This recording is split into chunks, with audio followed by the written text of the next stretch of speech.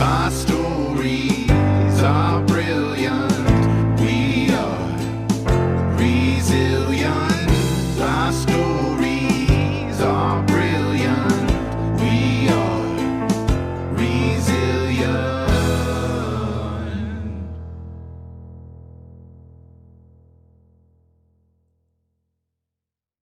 Hello, I am very, very excited to have Cullen Vance, my friend, and I get to interview him today. Very, very excited. He's a multimedia, a multimedium, I should say. He's a performer on so many levels. So I'm going to start, Cullen, by kind of asking you to give a kind of a short biography of yourself and who you are and what you do. Well, hello, yeah, thanks for having me. So yes, hello, my name is Cullen Vance. I am a full-time independent artist, freelancer. I want to make sure you can hear me. It says it's not showing up here. Can you hear me? I can hear you. It says just fine on my side. Okay. There we go.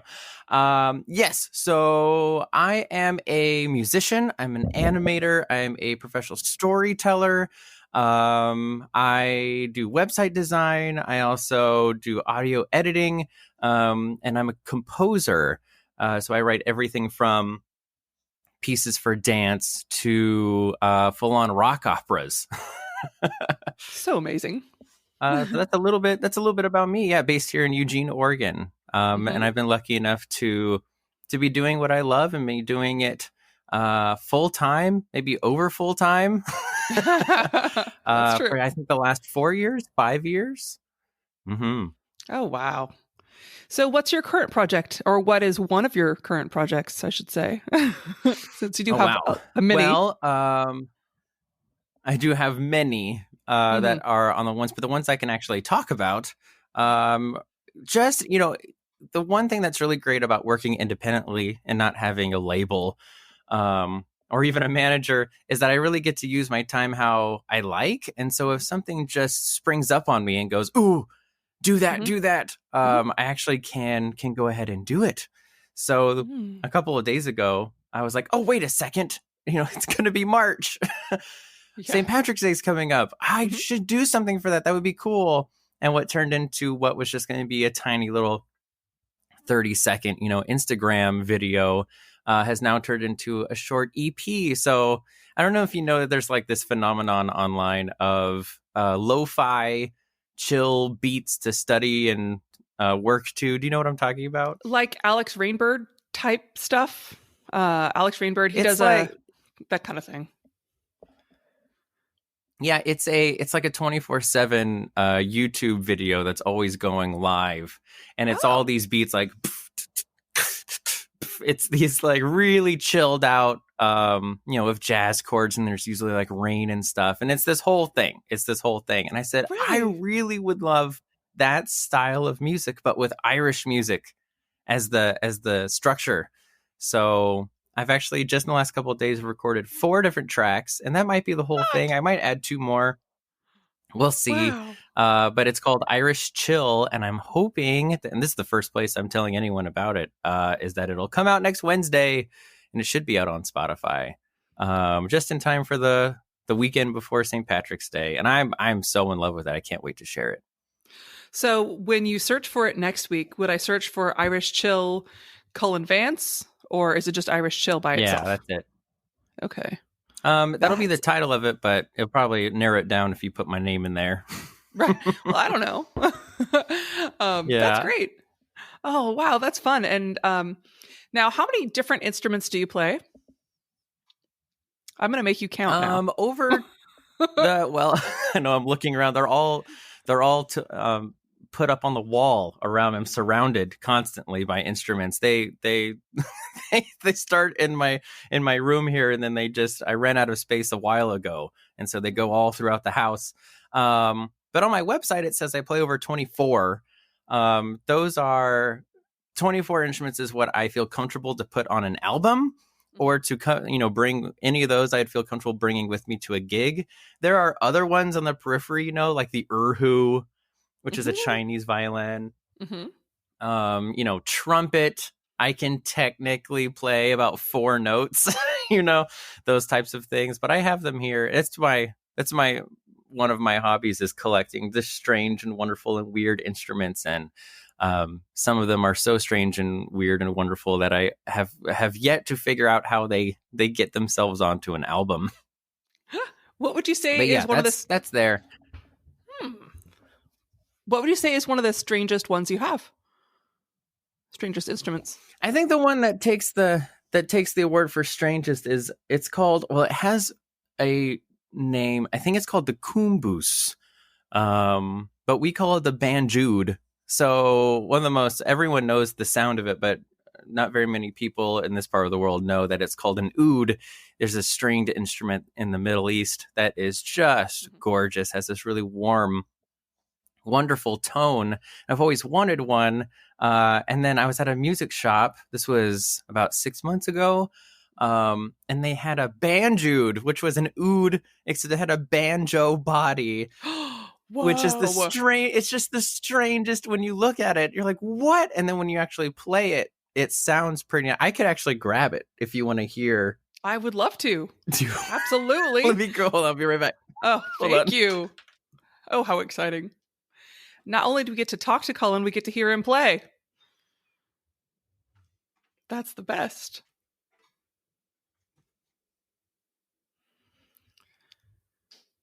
I've had the chance to hear Cullen play several times, and every time is something. His music is so alive. Okay, I'm back. Oh, you're talking about excellent. Me? That's so nice. I was. So this is what happens. You can ask any of the friends that come over here that if you get me talking about instruments, it's like, "Ooh, let me grab it. Ooh, let me grab it. Hold on, I'll be right back. I'll go get it." Oh, I love that. Actually, it's funny that it's banjo related because I just got a banjo-lele and I am having so much fun. Nice. Oh, it sounds that beautiful. Has such a wonderful, bright, happy sound. I don't have one. I have 2 ukuleles. I have a concert, and I have a baritone, but I don't have a banjolele. So those are great. Fun. I do have. Wait, no, I have 3. Do you know a U bass? You've got me nerding out on this. Yes. The right question to ask. So I have a U bass, which has it has 4 is the 4 bass strings of a bass guitar. So that low E on a ukulele body. It sounds so cool. Anyway, here's the banjood. You ready? Okay. Absolutely.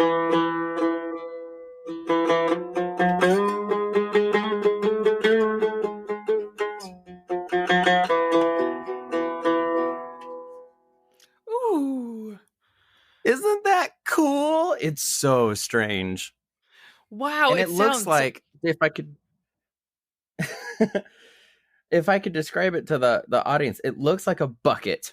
It looks like a silver bucket that they put a plastic sheet over, and then they literally nailed a fretless guitar neck to the side of it. Wow. And that's the sound you just heard. Oh, that's amazing. Oh, how fun. And tell me again what you said this was from the Middle East is where it comes from? Yes. Mm-hmm. Yes, I should do more research on of course on all of these, but my memories tells me that it's from Turkey is where it's based out of. Oh, so cool. I'm trying to think of where it would be good. Instrument. Yeah. Oh, that's neat. Yeah. I like that. Now, are you doing a lot of live looping these days? I am. One of the best things that's happened recently in my career is that I've been hired by the University of Oregon's dance department. Oh, my computer fell. The best things that's happened in my career is that I've been hired by the University of Oregon dance department to come in and improvise for their modern dance classes, which is just so cool. So, so I do something called live looping, which I think most people are familiar with now, just because it is becoming so popular. But for those that don't know, the way it works is that I don't have anything pre-recorded, and then I push a button to start recording, and I'll do something like, or I'll play something on violin or something, and then I got to hit that button at just the right time, and it loops it perfectly, giving me a tempo, giving me, a tonality, on top of which I then build harmonies, build rhythms, and keep going. And I've gotten pretty good at this, so that I can actually keep the idea or whatever the song is going and morphing from one thing to the next. The longest I've ever gone is an hour and a half without stopping, which is kind of like juggling. It's juggling musical. You're going from D major to then you hit the E minor, and they're like, see if we can pull off going to A major from here. Can I go from a 3 to a 5 to a 7? Back to a 6. So how do I that kind of stuff? And then surprisingly, the U of O had a place like, hey, we would love if you would do that in the corner, and we'll dance to it. So that's what I've been doing. Wow. For the last, I think 6 months or so. So that's where I've been actually doing a lot of my quote unquote performing, is just for these students, which is really nice. It's early in the morning and it's in these great big halls. And it's so great. And I get to do the weirdest, fun stuff that I can think up. And it's constantly pushing me, which is wonderful. Oh, it sounds like a great place to try out stuff that you can then expand on later if you want to. Absolutely. Oh, that's cool. And the other side, I've been doing it. Is that? Oh, go ahead. I'm sorry. Oh no. The other side, you've been doing what? Sorry, there's a little bit of a delay. Yeah, a little lag. That makes sense. And so my music has been, I've been doing it for, my whole life, but the live looping side of it I've been doing since, I think it was 2013 is when I started, maybe a little bit earlier than that, 2012. And it's been hard, I'm not going to lie, about trying to find where my music fits in the world, where this stuff actually makes sense, where people want to listen to it. And the closest that I've got is wineries, which is not ideal as a long-term situation, since it's such background music, and the whole idea is that you're supposed to be just kind of forgotten in the background, which is fine. But of course, that's not what I want my whole career to be. Yeah. And then almost at the same time, the U of O approaches me about dance, and I got approached by the ecstatic dance community here in Eugene, which is an amazing community of people who just want to move. They just want to move their bodies to anything that moves them. And so we found it's kind of a perfect match. I've played for them maybe 6 times just for that, that community. It's just in the last month or two where I show up, I don't have anything prepared, and they start moving, and I make up the music based off of what they're doing. They're dancing to me. I'm making up it off of them. And it's this feedback loop. Goes on for an hour and a half. It is so much fun. So it feels like only in the last 2 months that I've actually felt like, oh, here's where my music can breathe and live and grow, and develop in a community of people who aren't just sitting there and listening, which is fine, which is most of music performing, but are active in the creation process, that it's this collaboration in real time. That thrills me to no end. Mm-hmm. Oh, that makes sense. And it's so different than recording albums, which you also do. And you just had one come out recently, correct? I must have. I've been doing singles. It's hard to keep track as a freelancer. You have to wear so many different hats. So it gets hard to keep track of everything you've done. Yes, I've released 2 singles recently, and then the one that just came out in October was Cullen Volume 1, which is the first in a series of 3, I believe. It's always hard when you're in the middle of it to figure out how far it's going to go. But yeah, I'm already starting on Cullen Volume 2 is going on in the background, which has got some very crunchy stuff. Definitely pulling from a lot of different places. Ooh, I like that. Yeah, I think one of the best metaphors. Okay, well, let me start over here. So I'm also an animator. I do stop motion animation, 2D animation, 3D animation. And what one of my idols, Jacob Collier, described that making music live is is improvising in real time. Mm-hmm. And recording an album is like improvising one frame at a time. It's like stop motion animation for music. What I try to do in the studio is kind of the best improv performance that isn't improv, kind of on the fly. I want the music to feel cohesive and put together, but have it have life and energy. And the only way to do that is in these short bursts of performance. So when you listen to my music, it really is me pushing record and improvising over and over and over until something sticks. And then moving on one step at a time. And it's a different way of approaching the music. And I find that to push myself forward as an artist, I need both. I need the time in the studio, that alone time to mess up and make really terrible sounds and know that they don't work. And then I need the live aspect, where there's stakes. There's some real stakes there, and it needs to be good. And having those two, I think that's how I know so many instruments, because there's so much growth in those places and it never gets stagnant. Ooh, that's wonderful. Well, and I certainly see you as a very resilient person. And I think that's obviously my focus, because that's the Right. title of my project lately. But I see, being a musician, you have to constantly reinvent yourself and reinvent your work and make it fresh and new all the time. Right. And so it makes sense that you would have to have something that feeds that. That makes perfect sense. Absolutely. Now, I do you think have? it's that. I think the danger. No, please. Oh, sorry. Go ahead. No. I think the lag's getting worse.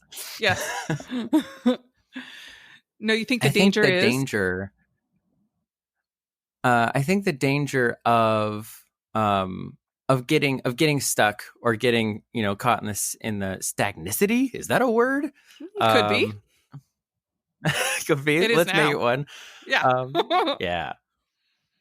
I think the danger is when you feel like you hear this from people who have had success, especially success at an early age. And I'm talking about everyone knows who you are kind of success, where you feel that pressure. I have not had that. Actually, I'm kind of grateful, because the story I hear over and over is that they go, I did that one thing one time when I was 22. And now I feel like I'm stuck. I have to do that. Anytime I deviate from that, people go, hey, that's not who you are. The classic story. I don't know if this is true, but musicians talk about Bob Dylan bringing an electric guitar on stage and people booing him off the stage, because what did not fit in what they thought. But I think the opposite of that is the answer, because we, in a very Buddhist sense, every day we wake up a different person. Every moment we are a new, fresh, different person. And I think as long as you're creating from that place, from the place of the present, you're always going to have something to say. There's always going to be something to do. In fact, I think the worry shouldn't be, will I not have something to say? I think the worry should be, or at least the worry that I have, I don't know if should, but the worry that I have is, do I have enough time to say all the things to put down in music or in words or in animation or in a character on stage, the thoughts and feelings and expressions that are pouring through me every second? And the answer is no, there's never going to be enough time. But when you do capture something, it's just magic. Yeah. Ooh, I feel the same way. I have so many things that I want to get out. And like you say, it's just a matter of time. So you have to be an octopus and do as many as you can. So that's right. At the same time. Yeah, if you can. I think of like the old Richard Scarry cartoons with the octopus that had like different hats in each hand. Yeah. Very visual. Those are timeless. Yeah. I know. I love those. So what kind of... Oh, you will say? Oh, no, go ahead. Oh, I was just going to ask you, that makes me think of spiritual practices and things that you do in your life to make you feel peaceful and to act as self-care for you. Do you find as an artist that you have time to do those kinds of things? Or do you make those kinds of things a priority? Things like self-care and spiritual practices? And yeah. You have to. I mean, you have to. So, I mean, I'll give a little bit, since we are talking about, resiliency. So I mean, I was diagnosed with depression and an anxiety disorder in high school, and it's something that I deal with every single day. And though I've been open about it in my art, I actually think it's something that a lot of people don't know about me. That I'm incredibly anxious. And I think it's actually I mean, it's hard. You can hear it in my voice. It's hard to talk about. But when I was, this is about 2 years ago, a year ago, 2 years ago, I was just getting myself into a frenzy, this existential fear of, do I have enough time to get everything down? I am working so hard. I feel so much. I have so much to say. I have so much I want to do. And the biggest thing is that I have so much I want to learn. Do I have enough time to do all of this? Or, is my time going to be cut short? And that might be, coming from the other people. I have had people in my life who times were ended far too early. And I think that those events resonate deeply in my life and in my work, for better or for worse. And so this kind of all culminated, was it last year? Or 2 years ago? It's hard. It's hard to put together. I worked myself to the bone. I pushed through when you shouldn't push through. I did not take care of myself. I didn't sleep. Eating was rough. And I was producing so much. I was, recording and releasing albums and singles. I think there was something new every 2 or 3 weeks. I was trying to make, a full album in, 1 week. With my wife, I made 2 or 3 video games. I'm also a video game designer. There's so much I didn't say at the beginning. And I pushed myself way too hard, and I paid for it deeply by I spent time in the hospital. I got myself sick. I think my immune system got so run down that I actually got meningitis, and was in the hospital for 7 days. And it took me, it was close. You can tell when the nurses and the doctors, there's something in their eyes and in their gestures that you're like, they're worried. Uh-oh, you start thinking, should I start praying or something? Like what, what's going on? How did this happen? Right. And it was terrifying. It was absolutely scary. And all in the middle of it, in the middle of all of that deep pain, I had nerve damage that was going to happen. That did happen. I lost and still have lost feeling in a part of my face. And, I was terrified that I was like, oh my gosh, I might survive this, but I might not be able to use my hands, or I might lose my hearing, which is so common, or vision. Everything was on the table. And I had those moments of, laying in the hospital bed at like 3 a.m. and looking and being like, at any moment, the lights could go out. And I see now that it was the manifestation. It was everything I was afraid of just put right in my face. That was like, Cullen, if you're afraid that you're going to die young and not have enough time, well, here's what that feels like. Oh my gosh. Here it is. Yeah. Wow. So live it. Like if you're not going to be able to get through this, here it is. And so I had the week in the hospital, and it took me maybe 2 months of real recovery, not just from the disease itself, but also, they put you on opioids. So now part of the process for most people is getting off of the drugs, which is just it was fine for me. Luckily, I was able to get through that with the help of the medical professionals that were like, hey, don't, take this lightly. And now I see why. So luckily that was all through. But anyway, it was the process of looking my deepest fear in the face and going, I can do it. Like if it happened, the stuff that was behind me, the work I did lay down was enough. It was enough. And it wasn't even the albums. It was this sounds so corny, but it's true. It was my son. It was my wife. It was the friendships. It was the time I taught. It was the time that I spent with people. That's the legacy that would have been left behind.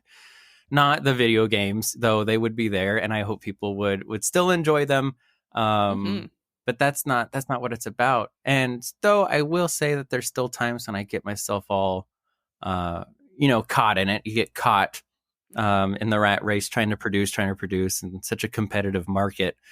But anytime I start feeling like I'm getting a little too tense about this, I just remember, hey, it's not worth it. And it is what it's about, and it's not what it's about as well, if that makes any sense. No, absolutely. I mean, unfortunately, sometimes I always say people like me have to be, literally hit in the head to understand it because I have a brain injury. Yeah. So, I mean, but that's right.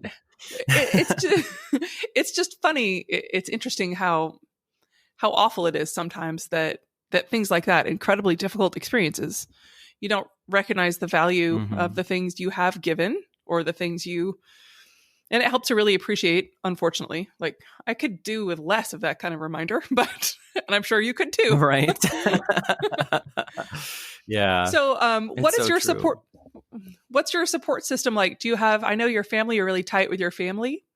And is that helpful for you? It sounds like being with your family was very helpful in your recovery process from that.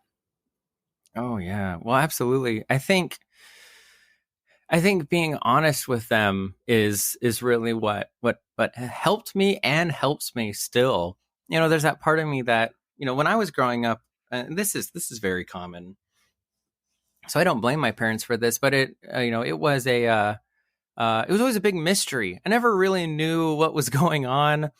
Dad would be mad and I wouldn't know why. Mom would be, upset about something or another, and I wouldn't know why. And I understand that it was in an effort to keep my childhood, pure, I guess. You shouldn't worry kids about that kind of stuff. But the fact of the matter is that kids pick up on it. And what I have found is that being honest with my son about, like, I'm working on this thing and I'm so frustrated, I'm going to bang my head through the wall, for him to be like, oh, you're not mad at me. Okay. And then he'll actually try to help, And so I've found that being honest, even with my son, he's only 6, being honest with him and being like, or I had a really terrible day at work and, blah, blah. I don't won't go into all the specifics, but just sharing that I'm a human and that I have feelings. And then he shares with me, of course, when he's going through things. So that kind of relationship with him, and of course with my wife, we talk about absolutely everything, has been instrumental in me trying to figure out my own career, my own life, trying, not having to do this on my own. Do you find it hard to ask for help, or is it easy now? Oh no, it's very difficult. Even for my wife, even asking her, I mean, the people that, there's a social contract I should already set up for me to be able to ask for help. And even then, yeah, I find it much more difficult with friends. And I won't lie that we live in even though we're the most connected that the species has ever been, we're so incredibly isolated. And it's hard, I think, especially for people who feel, artists, I should say. I was going to say people who feel this deeply, but really it's just artists who, we get our material from people. We get our, we're making this as a way of trying to communicate something deeper to the populace or to the community. And it's so hard to do that just alone in a bedroom. So I don't have all the answers. I'm still trying to figure that part out about how to build a sense of community. I've gotten little hints of it, I think, from the ecstatic dance community, the family that they've built around just the joyous expression of what that is that they love to do. But yeah, I'm still learning how to ask for help. I'm still learning how to ask for, for community. Yeah. I think that's a really hard one, and that's part of I told you before we started, that's part of what I'm trying to do within my personal community as well. It's just hard to connect people. Yeah. Well, so, we're all, I think it's from a place of fear. I think you're right. I think the lag has gotten so bad now. I know. I don't know. Luckily, you're forgiving. Thank you. Yeah. So what kind of routines do you have in place for, like, what is a typical day as an artist? And I'm just blanketing all of your stuff under artist. hmm Like, what do you do? What, like, during your typical days? What kind of, do you have a certain blocks of time set aside, or are you more free flowing? Well, I think I have tried so much. I read this wonderful, wonderful book called Deep Work. I forget who the author is. It was very famous. It was like #1 New York Times bestseller for a second. Where he was like, make blocks of your life and do it this way. And routine is how you're going to get everything you want done. And just no, that's just not, I tried so hard to make that work. And I found that no, that's just not how I operate. So a typical day for me is I wake up, and I think the only ritual that I really do have in my life is coffee morning. Uh-huh. I like Dropping that my one. son off at school. Yeah. And then picking him up. And everything in between. I might be at the U of O some days, because those are just, whatever days those classes are. Other days I might be going to some weird conference to teach people how to do improv. Another day I wake up and I have to immediately jump into Logic to do music, or, Blender for animation or something. It's all over the place. Every single day is different. And I think that's really just, that's me. That's how I love to live. If I did have to do anything every day, even if it was like the music, even if it was the thing that is the closest to my heart, I think I would end up hating it after about 5 days. So this is the best way for me. Is every single day I wake up, and thank goodness for Google Calendar, because that's the first thing I look at every morning. I go, who do I have to be today? Okay, I'm an improv teacher today, or okay, I'm an animator today, and I put on my animator hat, and that's what I do. Oh, I'm glad you mentioned Google Calendar. That is, I mean, in my world, that's what's known as an adaptive tool. And it's an incredible one. Yeah, Why fight technology? Make It's it really work good. with you, not against it. Like, That's right. well, That's exactly right.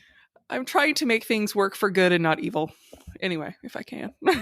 Yeah. So what's It gets tricky. It gets tricky. It does, yes.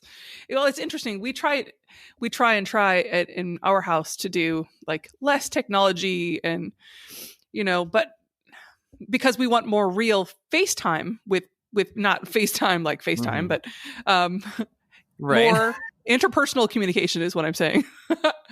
with with our kids and with our friends and family. And it's increasingly difficult because there are so many good ways to connect using technology and stuff like that. So I find that that's a constant struggle for me. It's just funny that you mentioned that. And now, Yeah, I think it's the what's on. Oh, No? I think it's what's on the forefront of my mind these days too. I'm reading a lot. That another hat that I have, I think I mentioned, is that I'm a storyteller. And my emphasis these days in storytelling, I think, will probably for the rest of my life, is Irish mythology. It's my heritage, my blood, Mm-hmm.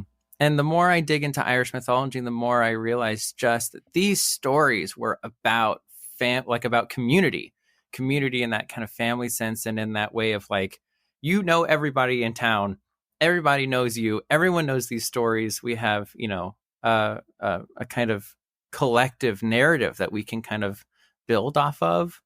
Right.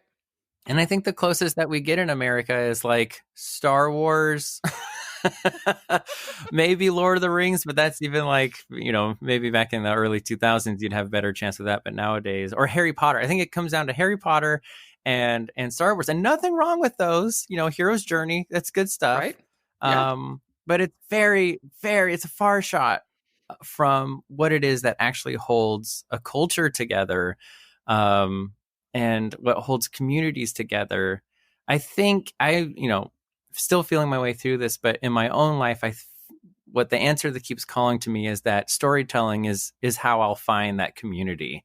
I don't know how, I don't know when, but I'm gonna keep working. I'm working on a one-man show right now that's based around the 4 cycles of Irish mythology, that I'm hoping to be able to do at the Oregon Country Fair this year. And I'm hoping that somehow that can reignite a sense of community. But anyway, yeah, all that to say that it's been on my mind too, of how do we connect? How do we connect? So what are your favorite books? What are you reading these days? Oh man. Well, I mean, my everything right now is Lady Gregory's Complete Irish Mythology. I'm just reading those stories over and over and over again. But I always keep a copy of the Tao Te Ching right next to me. So that's my spiritual practice. I consider myself a Taoist and a Celtic Reconstructionist. And actually, the one that I'm turning to a lot these days is called The Sage's Tao. I believe that's what it's called. By, where is he? William Martin. By William Martin. This wonderful man did these 3 books where he translates the Tao Te Ching through a certain lens. So the first one that he did was the Lover's Tao, I believe was the first one he did. Or maybe it was the Parent's Tao. He did the Lover's Tao, the Parent's Tao, and the Sage's Tao. It's the same classic Chinese, spiritual kind of text, but translated from the Chinese into English through the lens of, say, parenting. And so every lesson, every metaphor is through that lens. And it's so wonderful. The first one's for romantic relationships. The second one is for parenting. And the third one, which I cannot put down, is called The Sage's Tao. And it says it's ancient advice for the second half of life. And he wrote it at the end of his life. He's passed away now. And it's all about looking back, making peace with what's back there, and really knowing how to be present in the moment and live it fully, with everything behind you kind of informing and enriching that experience. And even though I'm only 28, and this is meant for people, in their 60s, 70s, 80s, I love it. I love it so much. I think it's classic and wonderful advice. So I would recommend it to anyone, The Sage's Tao. Ooh, I'm going to have to get that. Oh, I like that. And I mean, you may be young in years, but you're obviously an old soul. So yeah, I'm sure that's not the first time you've been told that. No, I heard a joke recently that when someone calls you an old soul, they're just saying, you must have been through a lot. Okay, yeah. Which is so true. I know what you meant by it, of course, but right. I think that's what it translates to. But there you go. Yeah. Well, I think you're right. And to be fair, people tell me that too. So I get it. Yeah. So what's next I for you? recognize, I think it's only people who, okay. No, okay. Now I can ramble all day. Let's see. What is next? I'm going to be so I do a show every year with the U of O called Intertwined, where they bring on 12 usually amateur storytellers. For some of them, it's their first time on stage ever, and they're telling personal stories. So this isn't like mythology; it's like a personal mythology. It's always around a theme. Either it might be journeys or it might be home.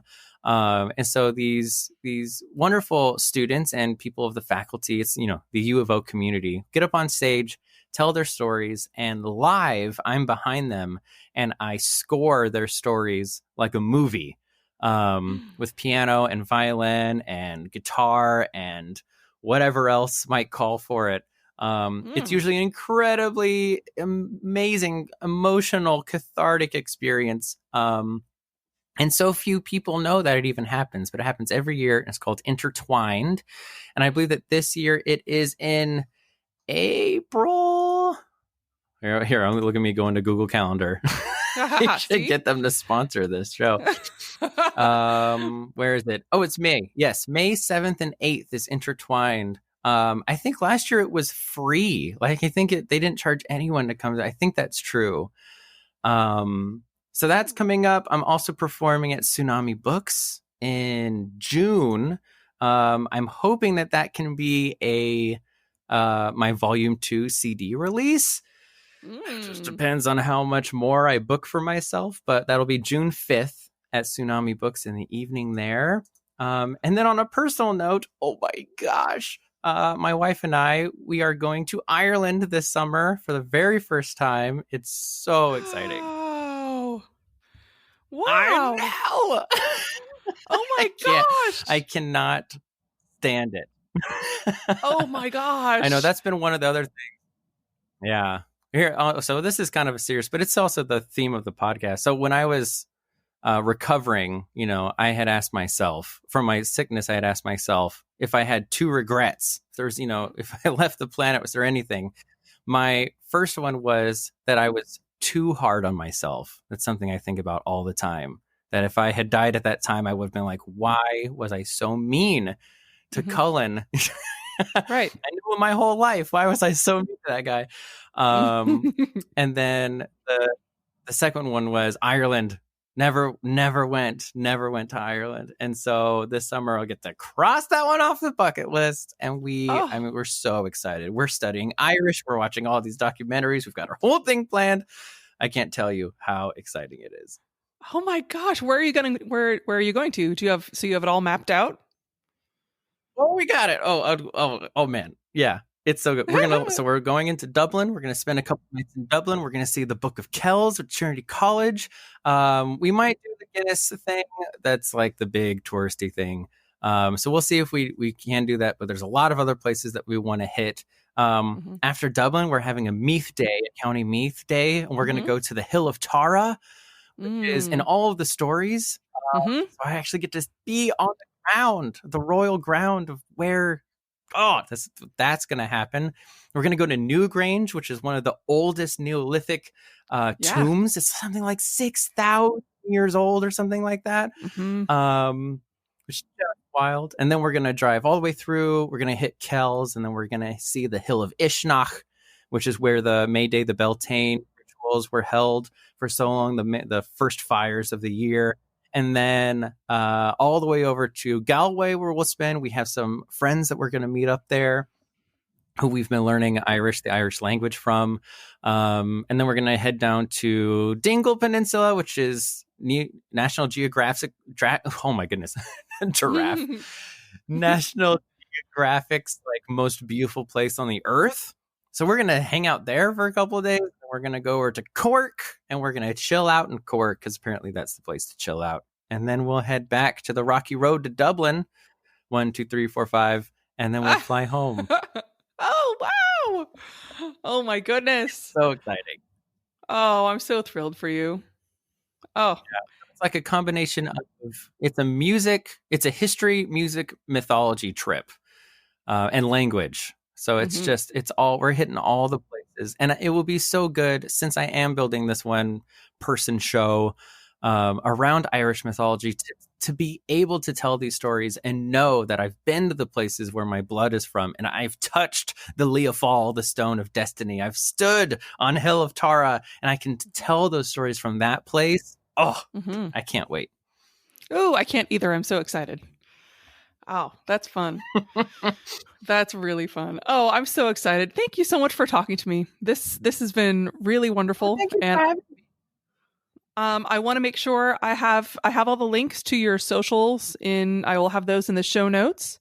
And I'll have links to your other your website and all of the ways people can get a hold of you. And do you have any questions? I'll just put it out there that the best way to support me is to follow me on Instagram and to follow me on Spotify, and just share my stuff if you do like my stuff. And the best thing to do is to actually just put it out there into the world.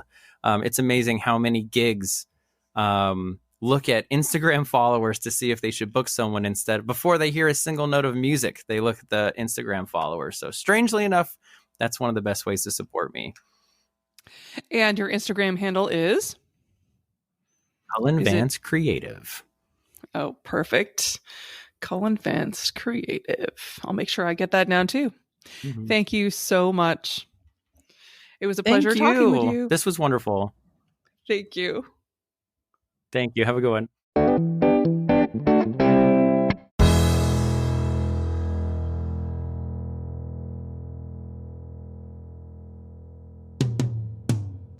Sometimes we have to start over. Sometimes we have to fight back. Sometimes it's all too much. Lost inside the black. Our stories are brilliant. We are resilient. Our stories are brilliant. We are resilient.